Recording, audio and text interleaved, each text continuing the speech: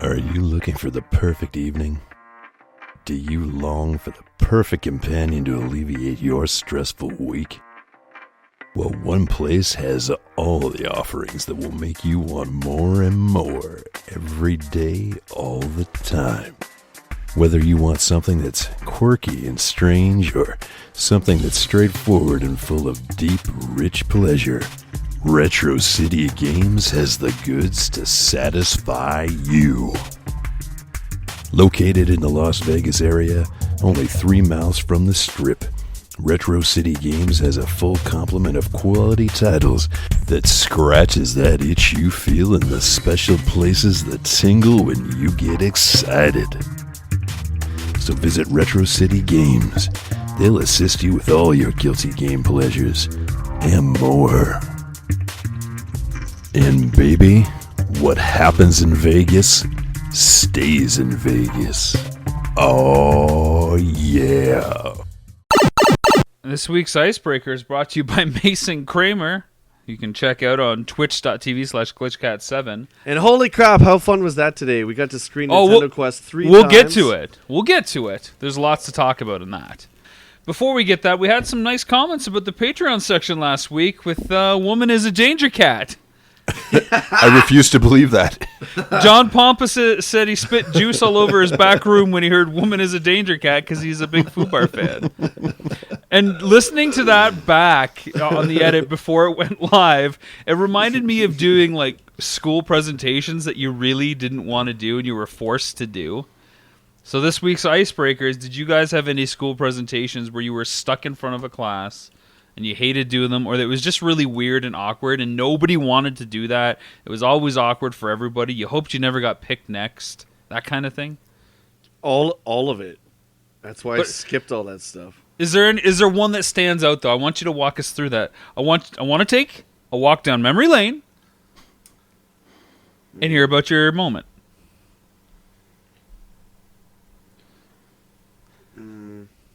Yeah, it's when you're caught not paying attention in math class like I was, and God bless Mr. Bell because I love him.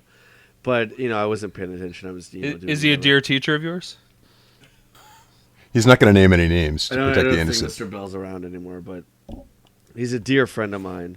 And, he's like, all right, Jay, come on up to the blackboard, son, and do the problem. I don't even know never opened the problem the whole time. And I was just like, and I had to go over to him and whisper in his ear. I was like, dude, I don't know what this is. Yeah, you went to your teacher. Dude, I don't know. Well, I didn't know how to do it. You put the skateboard down and you skated from your desk all the way up to the front. You did an ollie before you got to the blackboard. I want to talk about something right now. I want to talk about that particular class. I want to talk about Ron Garnett, and I'm going to call him out now. We're not going to name any names, but Ron Garnett. Ron Garnett was... Dear friend? No, he was some dude who swindled me into lending him Super Mario Brothers 3 over the weekend. Right. And I did. Was that an extended weekend by the sound of the tone of your exactly. voice? And the whole time he's like, I don't know, man. I don't know if I'm going to give it back. It's so good. I was like, that thing was like $99. I got that for Easter. And he finally brought it back. But you know what? Like I always say, it never came back the same way. It came back with jam and jelly and sandwich remains. See, I don't even know if this is blood. I don't even want to touch it. Ew. Did Ron Garnett every now and then sound like a coked out Axl Rose? No, he did. That's how he talks. He's a larger dude, and he's like, "Hey, I heard that Super Mario Brothers 3 is really good." And I'm like, "Oh, do you know where your Super Mario Brothers 3 is? You know where you are, but it's in the jam jar, baby." But Ron was It's going on a sandwich. He was a couple years older than me, so I wanted to impress the senior dude. So I'm like, oh man, I'll lend it to you. And then he was like trolling me the whole time. He's like, I don't know if I'm gonna give that back because I'm in the jungle, baby. He did give it back, but like I said, it never came back the same way. So I think that's when I started my rule for not lending things out. The things that cartridge would see would haunt it for the rest of his life. I hate when you have to make that rule.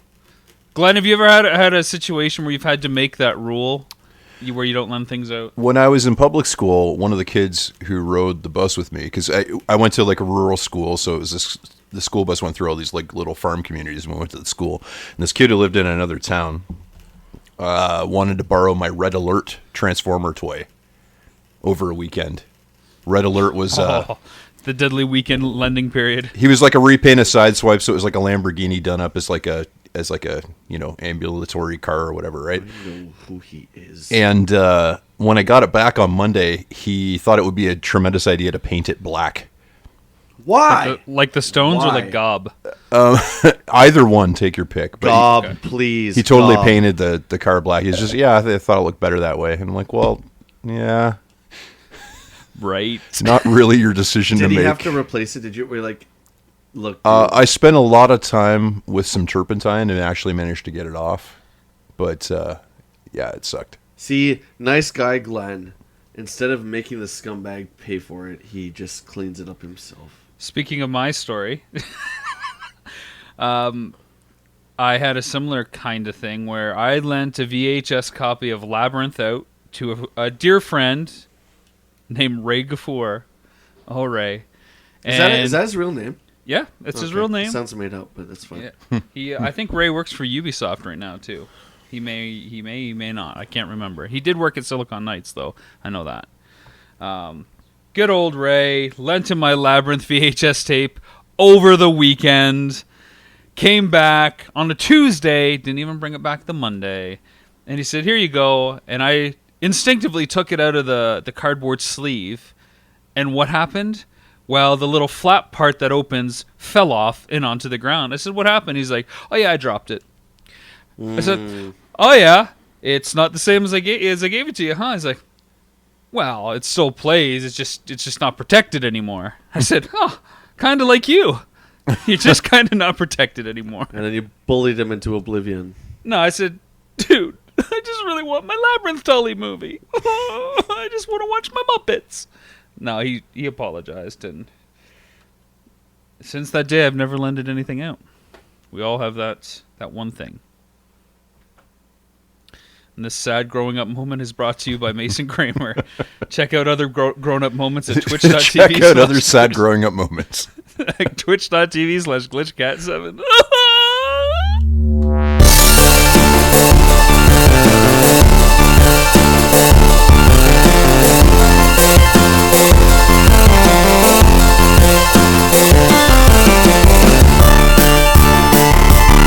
It's GamerCast time!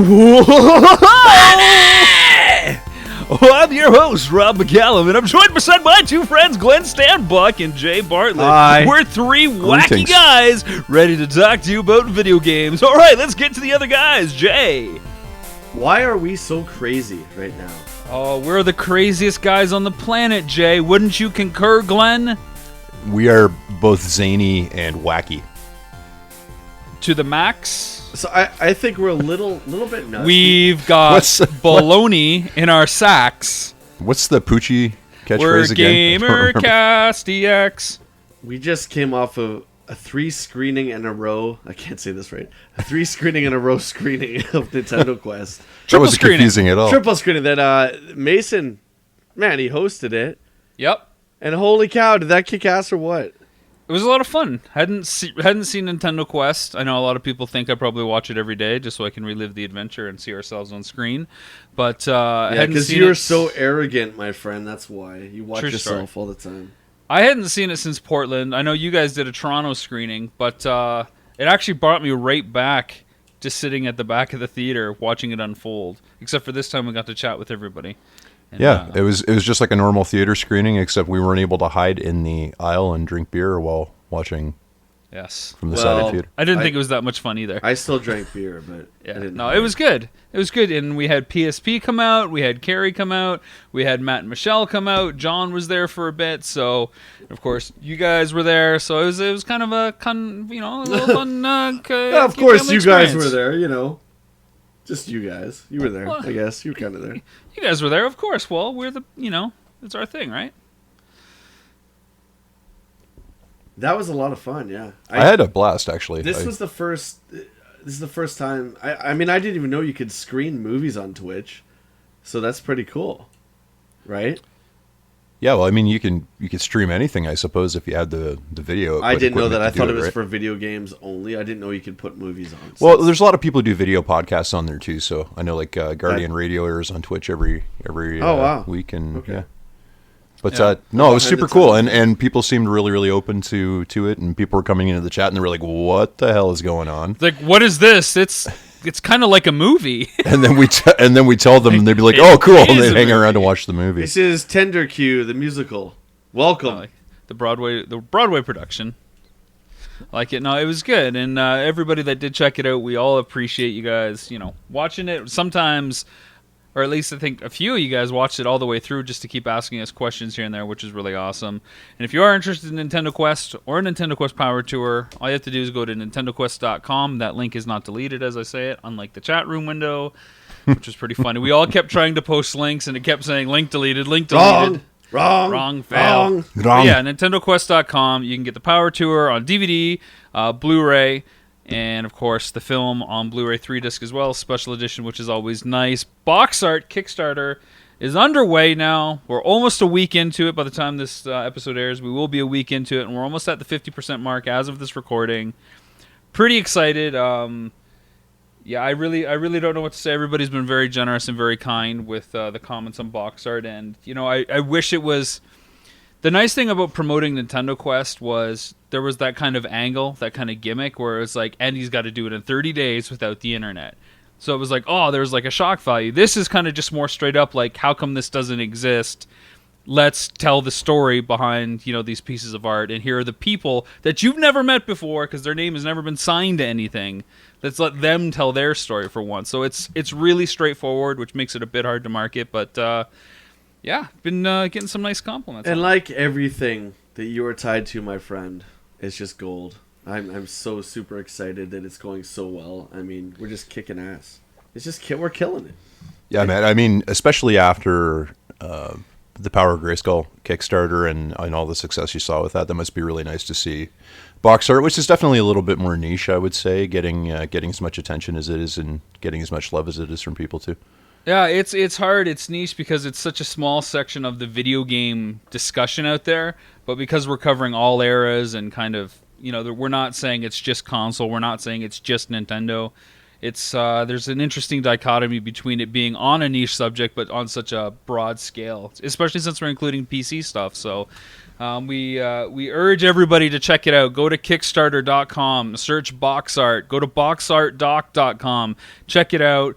Where I get really excited is with the stretch goals because I want to turn this into a 5-disc set, which is what we've advertised with tons of interviews, uncut, extended segments. We may even turn it into a series if we can afford to travel that much, and that's what the stretch goals do. That's why the extra money over $30,000 goes towards it. Let's get it out there. It's going to be great.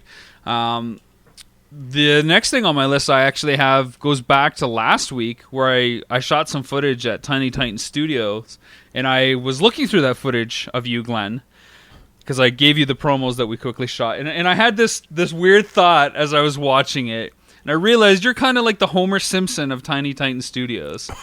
And Jeff is kind of like the Hank Scorpio. You're kind of like going over people, and they're doing their work, and you're like, oh, okay, everything's going well. And I can just picture Jeff poking his head out. Hey, can they work any harder? You're like, I don't know. Hey guys, can you work any harder? We're going as fast as we can, Mr. Simpson. I just need to get my hat and be a guy. You like need a me. hammock from the hammock district. Yes, sir, Mr. Scorpion. Yeah, there you go. So that was a fun little aside that I had laughing to myself there. You guys are still working on your new game, Tap Smiths. Any kind of release date for that? I know you guys are still pushing the daily dungeon and stuff on Dash Quest, but... The hope is really, really, really soon. Word's starting to creep out there. We're starting to get it into some people's hands so they can check it out, and we're pretty excited by the reaction it's getting so far. And Jay, what is going on in a galaxy far, far away? Star Wars stuff. Okay. We're doing really well. Josh and I are having a great time. Rocket Queen is killing it. We're getting gig offers left, right, and center, which I'm completely excited about. There's no better time than to make a GNR tribute band right now, as Guns N' Roses themselves are out doing a reunion tour. So we're quite sought after, and I'm gonna toot my own horn and say we are good. We play everything to a T. We dress to the part. So The show dates, we've announced 3 so far, but there's many more coming out. So guys, check it out on Facebook. And we do have a website now that Jeremy made, which is friggin' awesome. I don't even know the address, but it's something. I think it's RocketQueenTV.com. There you go, my friend. Thank you. I know that. I think that's know. the YouTube channel at least. Yeah. You can find it on Facebook. It's easier to go on there. Facebook. Rocket Queen, the ultimate, Guns N' Roses, whatever we are. But I thought you were the world's most dangerous Guns N' Roses tribute. You guys know that's why I love you. So check it out, guys. It's going to be a great summer. Very cool. Hey, quick question, because of course Axel has made headlines fronting AC/DC for 10 shows. You know what I'm going to ask? Oh, come on. I want it. I want it. Are you guys going to cover any AC/DC tracks? No. Not even like as part of an encore? Do tribute bands do encore, or is it just the sets? I don't know how that works. As a tribute band, you don't want to shatter the illusion. I see what you did there. 1 or 2. So no. But what if the fans have an appetite to hear it? What about Whole Lotta Rosie? Because Guns N' Roses does cover that. Oh, look at you. Look at you, Prickridge. Putting a little fly in the ointment. I don't know, Ryan, who's our Axel, he absolutely loves AC/DC, I think, as much as GNR. So if GNR does it, we will do it. Like Mama Ken, we're doing Mama Ken, right? So if GNR does it, we'll do it. But yeah, you don't want to shatter the illusion and we dress and act like the part and then bust into AC/DC. Like, that's not right. So yeah, I was just curious about how that would go, because I figured that would give you guys more license to do it if you ever wanted to, right? Yeah. But then again, by same nature, would you guys do Velvet Revolver or Snake Pit or any of that stuff? So anyway, the real answer is you'll have to come to the show and find out. Absolutely. And just a side note here, because we're 3 rock dudes, what are your guys' thoughts on Axl Rose being the singer of AC/DC now? I think everybody seems to be making a bigger deal out of it than it really is. I mean, I think he wouldn't be an option if the GNR kind of reunion wasn't announced. Like, if he was just kind of doing his own thing with the Chinese democracy kind of setup and he wasn't trying to bring it back a bit, I don't think he would be an option. So I think they may look to other people like Sebastian Bach or Adam Lambert, who toured with Queen. Yeah, it seems to me if AC/DC is going to continue touring, they're going to have to find some way of doing it without Brian Johnson. And whether or not Axl's, permanently their go-to vocalist, or they get guest vocalists to sit in with them every time they do a tour or something, I think that'd actually be pretty fun. But, from what I've read, Brian Johnson can still do studio stuff. That's not an issue for him. It's just the live stuff that's an issue for him, right? Yeah, so the doctor was like, if you do a stadium gig, you're going to go deaf, buddy. So that's your call. But I've heard other reports, too, that say that he wanted to do less shows a week, and everybody else is like, no, we want to play as much as we can. And that's where some of the controversy arose, in addition to the apparent hearing loss. And you know what everyone forgets, too, is that Axl Rose is the 4th singer for AC/DC. And I know Brian's been there, over 35 years or whatever crazy number it is, but he's still the 4th singer. Do you know what I mean? So it's not like this is the first time that it's changed hands. And, Brian Johnson's going deaf. It sucks, man. It sucks. But here's a question for the listeners. Would you rather see AC/DC just be completely done, or see them with another singer, right? I mean, even if this is their last tour, and they certainly haven't given any indication that it is, but I mean, with Brian Johnson not being able to perform live anymore, you have to think that was something that was potentially on the table. Would you rather see them just pull the plug, 3 shows or whatever it was into their current tour, or would you rather at least see them, see out their commitments and give people a show that's interesting? It's funny, Jay, because we faced this conundrum in 1998 when we saw Motley Crue without Tommy. Yes and no. Yes and no. I mean, we love the original lineup, but I think taking the singer out is the most difficult part. I mean, us 3 know the different parts, and the drums matter, the bass matters, blah, blah, blah. But taking that voice out, that's tough. That's a tough one to swallow. I've seen 2 situations like that. I have seen Guns N' Roses, which was like Axl and company. And company, yeah. It was Buckethead era Guns N' Roses. Buckethead and Mullethead. Did you see the London show, Glenn? Yeah, I did. Yeah. So Buckethead and Brain and God, all those other guys who were with him at that point too. Who are It's like now, a Smash Brothers Robin lineup. Fink, yeah. All those characters could make up like the Guns N' Roses like Smash Brothers lineup. They're all so distinct looking. It wasn't Guns N' Roses, but at the same time, like, they were a really good band. Don't get me wrong. Like, I mean, they're incredibly talented players. And then the other situation would be I saw Alice in Chains on their first tour with William Duvall. Without Lane. Yeah. I'd never seen Alice in Chains prior to. I just didn't get a chance to see him with Lane, but I saw them with William Duvall, and because that was their sort of like, you know, I'd gone through life thinking I wasn't ever going to get a chance to see Alice in Chains again, and they used to be one of my favorite bands. So just getting a chance to even see them and see Jerry and Sean and Mike first was name basis. enough. You know? I love it. My You're on a first name favorite basis. track of all time from those guys is Voices anyway, which is off the latest record. It's amazing when you see like the new lineup live, how much, you know, Jerry sang. Yeah, I don't think there's a lot of people who realized how instrumental Jerry's Yeah, vocal contributions absolutely. were to that band, because they really were. He did a lot of singing. I got to see him open for Metallica at the amphitheater. It was pretty good. Of course, he played some Alice in Chains songs, and it sounded a little different, of course, but it's almost the Van Halen conundrum, right? David Lee Roth is gone. Sammy Hagar comes in. Is that going to be good enough for fans? And then they get the guy from Extreme, That nobody knows his name. and then they go back to Sammy Hagar. The guy from Extreme. I think his name was Chuck. Not too sure. Gary Sharon. But then they go on tour with all three of them, Yeah. all three singers, which Did is they kinda really? cool. I don't remember Yeah. that. Oh, that's pretty. See, Yeah. that's cool. Yeah, I mean, there's Celebrate the era. Right? there aren't a lot of The era. bands that seem to have been able to kind of make a go of it with multiple lead singers, but I would definitely say AC/DC's one and Van Halen would be another.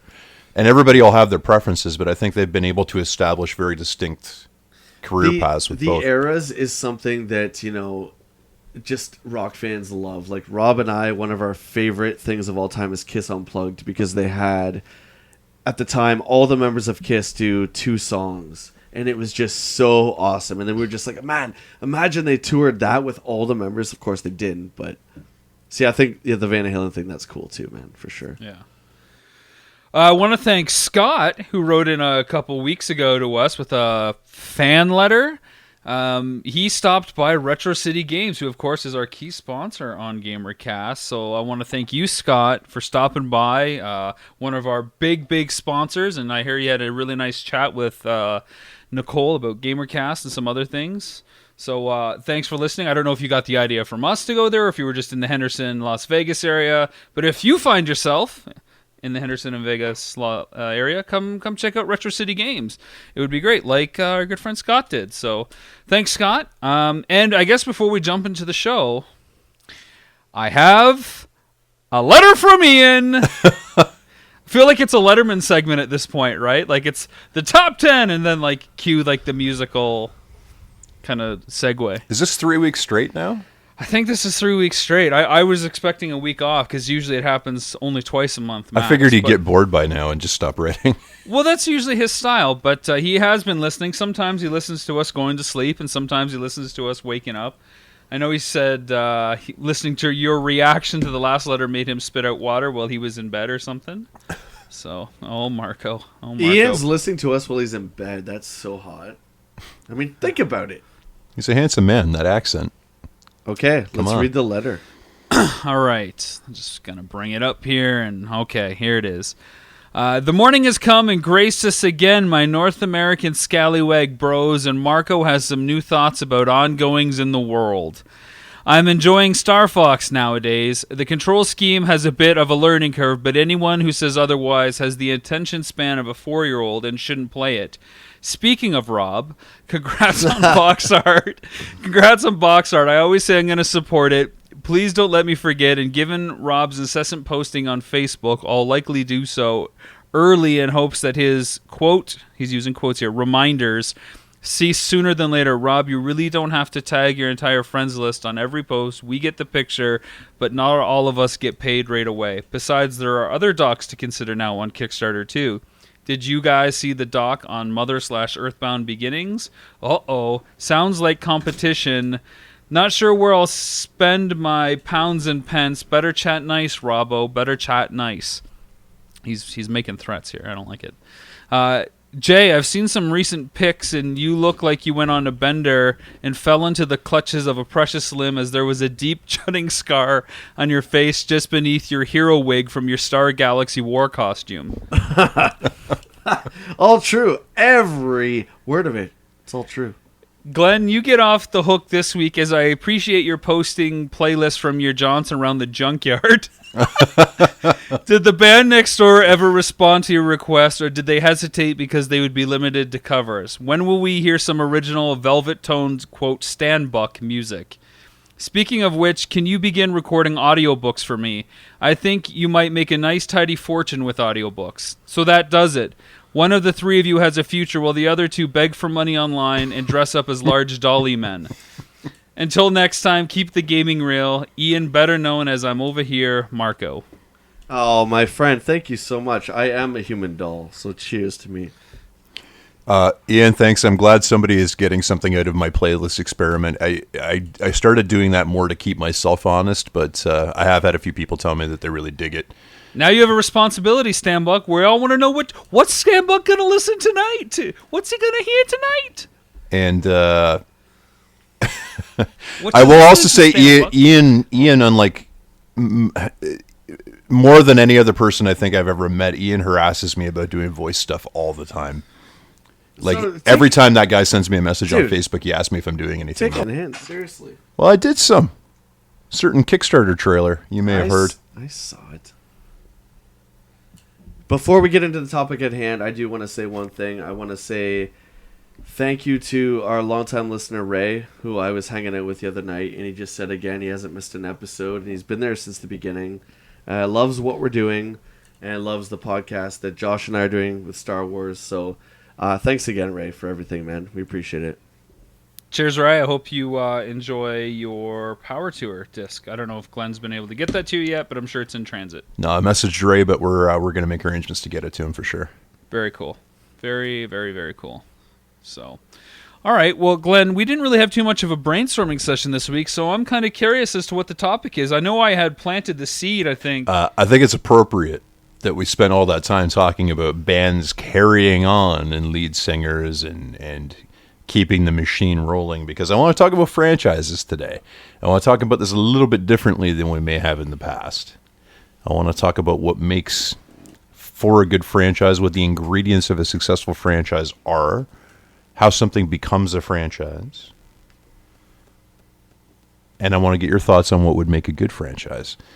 The first thing I'm going to ask you guys is, what makes a game series a franchise? Is there more to being a franchise than just having multiple games in a series? An engaging story, cliffhanger story. First thing that comes to my mind is Halo. I think Halo started off as a kind of a one-off and then grew into more. I don't know, a compelling story. How about let's start with that. So you're saying that you need a story that carries over the course of several games for it to kind of be a franchise as opposed to a series? As soon as I said that, I thought of Mario Brothers. Modern gaming, let's say modern gaming, I would say Halo, yes. Well, I can't think of a game off the top of my head, but let's take Alan Wake, for example. I'm staring at Jay's great big Alan Wake poster here. I love Alan Wake. I think Alan Wake's a great game. There's the original Alan Wake, and then they did sort of a DLC follow-up to it that wasn't really a sequel, and it wasn't really an add-on, called American Nightmare. Mm-hmm. But I don't know that I would call Alan Wake a franchise, if that makes sense. And I guess that's what I'm trying to get at. What's the difference between there being multiple games that are released in the series and something being an actual franchise? Well, what kind of weight does that word franchise carry? A franchise, the meaning of the word is to make money. Like, you're producing sequels to make money. That's a franchise, right? I mean, a one-off. I mean, I wish Alan Wake had sequels, but I hope it does eventually. Yeah, that's like 6 years ago that came out. But I would say a franchise would imply that multiple sequels to print off some cash over here. There's another one right next to it, actually, Manhunt, which kind of falls under that same umbrella for me. Rob, what are your thoughts on that? I think it's hard to say that it narratively has to bridge more than one story. My first gut reaction is, a franchise has to have at least had one key title that has made an impact in the industry to warrant further ones. Now, the first game doesn't have to be the one that makes the biggest impact, but I think it usually is the one that spawns the sequels for the most case. I mean, not many developers are going to take a game that breaks even and continue to make it because they just happen to like it, right? Just before, Jay looks like he's got something to say, but just before you say that, Jay, just directly related to what Rob just said, a good example of that to me would be Uncharted, where the first game did well, but I think it was really with the second and the third game that game series really started kind of developing its momentum and becoming more of a franchise as opposed to just being a game with a couple of entries, right? You know what's a pet peeve of mine? Is when these developers, like Cliff Bleszinski, when they say, Gears of War 3 is the final Gears of War. And then they come out with like 10 more. I'm just saying. Why do they have to do that? Why can't they like Uncharted 4, let's do this again one more time. Like, why do you got to do that? Because the franchise has so much love. You can't put a good franchise down. No, but Uncharted 4, they're saying like this is the last one. It's like, why do you have to even say that? If you don't want to make another one, then just don't make another one. But why do you have to say... Are you scared about sales? Is that where, like, oh, this is the last entry in the series? Like, I mean, maybe to temper expectations that something like Assassin's Creed has, where people expect it every year. People might expect Uncharted 5 in 3 years, and, Well, take, for example, something like Mass Effect, where they did 3 games in the Mass Effect series that were all about Shepard's story, and who Shepard was going to vary from game to game depending on the choices players made. But those 3 games tell that character's story. Now they're going to be doing Mass Effect Andromeda. That's still going to take advantage of the same universe. It's still going to explore different areas of that universe, but it's not going to be about Shepard. Shepard won't be a character in it, but you're still able to leverage the universe and tell stories within it. It's not unlike Rogue One. Yeah, actually, that's a good example too. We see this all the time in cinematic universes, and I think Marvel is maybe the best case, where you have the Marvel Universe, and you have the Iron Man franchise that has 3 things, but you have Iron Man appearing in these other films as well, as standalones. You have an Ant-Man movie, whether we see an Ant-Man follow-up, we don't know, but we know he's part of that universe. So I think, in that sense, it's really hard to peg what a franchise is, because... Marvel seems to be like the franchise in the bigger movie scope, right? Mm-hmm. For me, I kind of like to use what sports does, especially the NFL when it comes to franchise. They franchise players. Teams have to put a franchise tag on so many different positions in the NFL, and what that means is that's a cornerstone component of their team, a player in a certain position that is going to get X number of dollars. That's kind of immovable.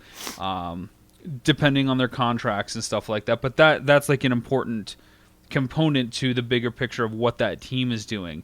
So, I mean, even bringing it back to what you're saying, Glenn, about, does a franchise simply need to have multiple entries? I think that might be like an underlying part of it, where we're used to seeing X number of entries in a series. But I wouldn't say that Sonic right now is a franchise, because it's not integral to any one developer enough to be like a cornerstone in the way that Sony needs Uncharted, Nintendo needs Mario, Microsoft needs Halo, and boy, do we realize how much they need Halo after the last Halo didn't perform as well. Yeah, the thing about Sonic too is, and I don't know if this is just something that I feel from looking at it, but there's a scattered sort of feeling to a lot of the more recent Sonic entries, right? Like they almost don't even feel like they're part of the same series. No, it feels like an orphaned property, right? Like once they really are kind of throwing everything at the wall and just seeing what sticks. And I mean even kind of bringing it back more basic, because once they went multi-platform, it felt like less of a franchise too. I think for the most part, we see a lot of franchises that are restricted to specific consoles. Now, that's not always the case, and I think what Mass Effect has been on multiple now. Mm-hmm. But I wouldn't say like Destiny, for example, is a franchise. I certainly wouldn't say it is at this point. I mean, the future will kind of determine that, I think. But when a game gets a sequel, how much freedom do you think a developer really has to change the established formula?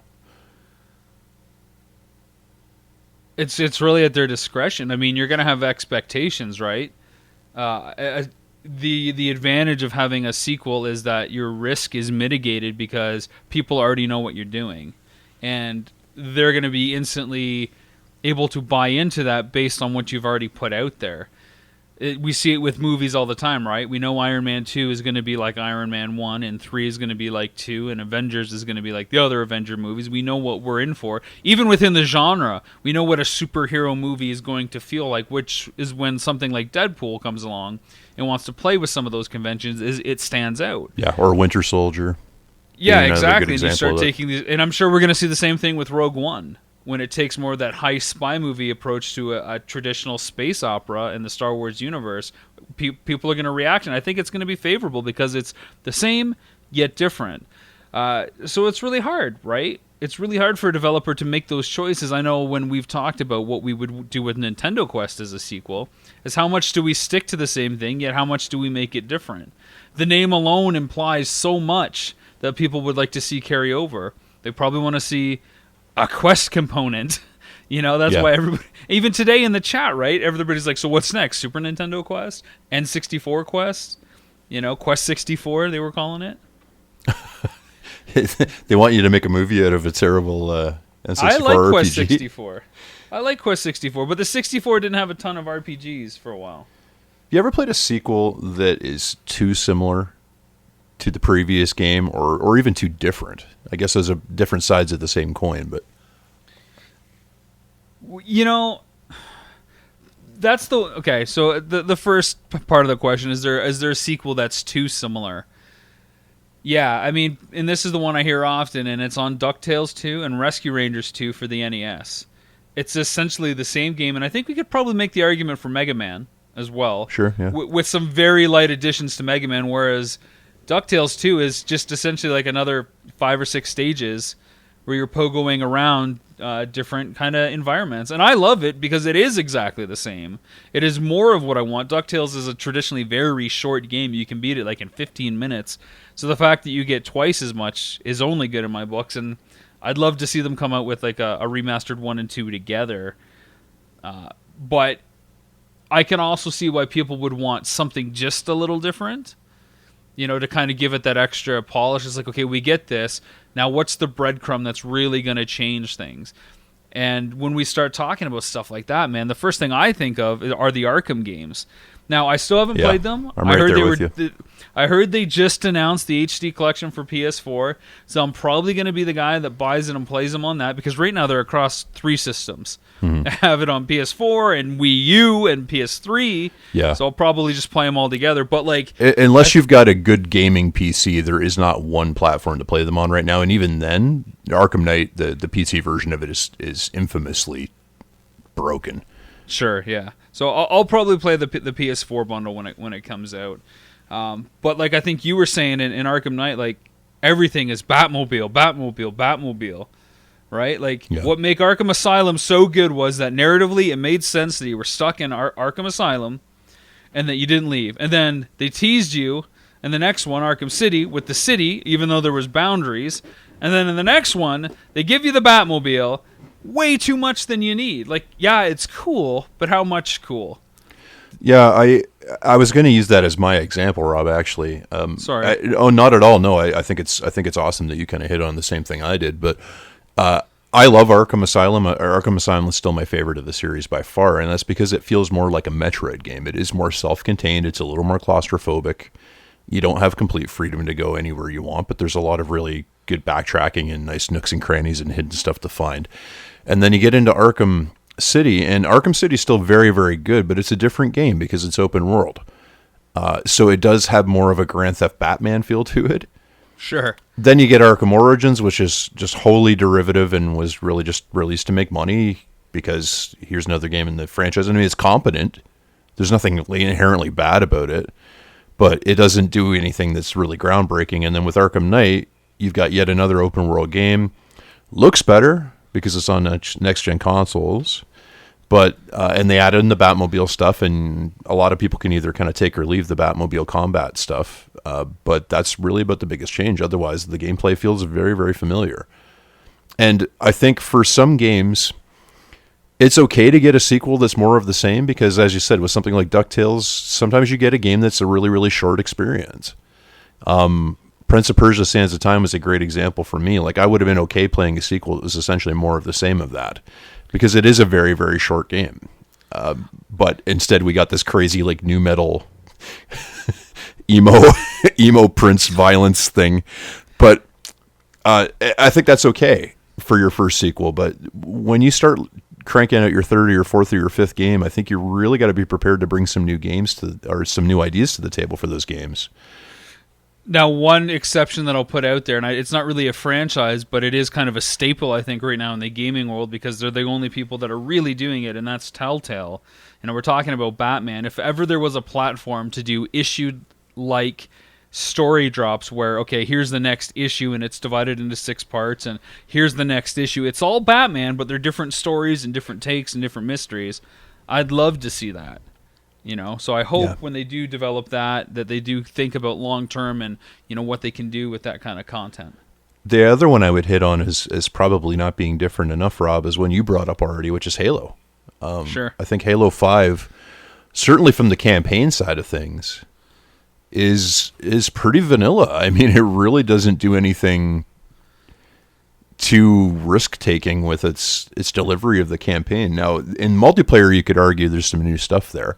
There's like dual-handing weapons and stuff. You have Warzone, which is actually really cool. It's a really neat idea for a game mode where you have these huge, like, gigantic battles, and it's kind of PvE mixed with PvP. But in terms of the single-player game, for somebody who really was looking forward to digging into the single-player campaign of that title, just not a lot there. Really not. Like, it just felt like retreading the same ground all over again. Now, this is a slight curveball. I should say, everybody listening, Jay had to step away because Liam, his puppy, was looking a little green underneath the collar. So he'll be back. He promises to come back before we're done. So Glenn and I are two-manning it for now. This is a little bit left field, but I think it's similar in talking about, you know, things that developers can add and where they can go, and especially our just recent discussion on the Batmobile in Arkham and how that's taken a major part. The last game I can think of that did that, but did it well and spawned it off into a whole new game, was Factor 5 when they developed Shadows of the Empire for N64 and then turned the Snowspeeder level into Rogue Squadron. Yeah. Like, that, everybody loved playing the Snowspeeder level. And they're like, you know what? We should make a game on this. And now that level, that blasted Snowspeeder level, is in every Star Wars game that's out there. That's kind of like how that, that minimal side mission-y ship combat in Assassin's Creed 3 basically became the template for Assassin's Creed 4. It was almost like the proof of concept for the game. Yeah.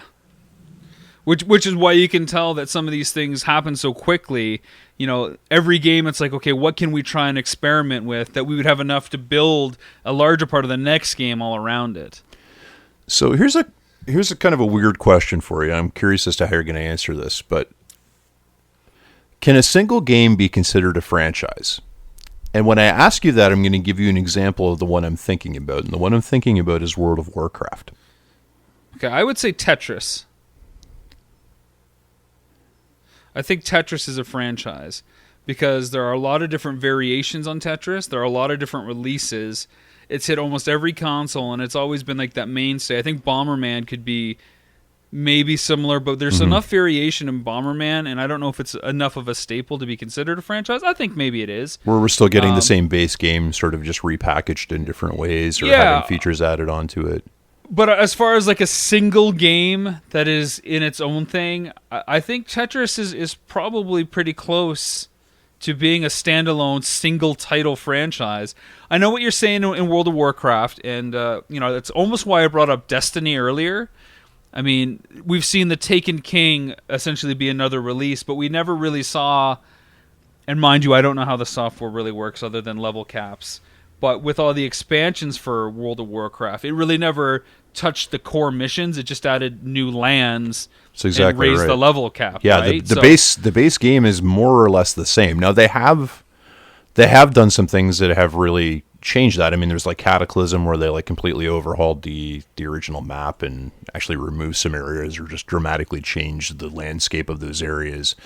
They have kind of gone back and they've kind of loosened up the difficulty of the leveling curve to make it a little bit more enjoyable and a little bit less tedious and that kind of thing. But I mean, essentially what you're looking at is one game that's just been constantly updated since 2004?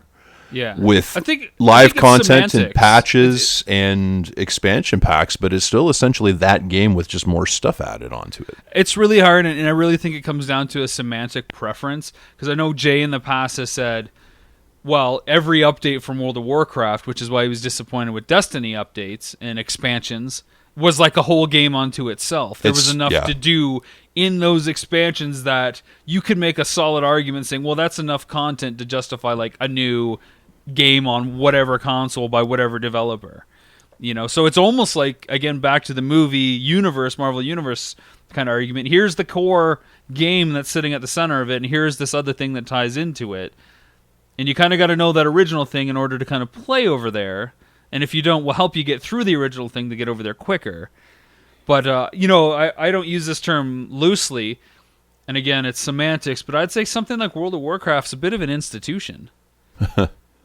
You know, it's that kind of thing that's always around. And I would probably use the same word for Mario, really.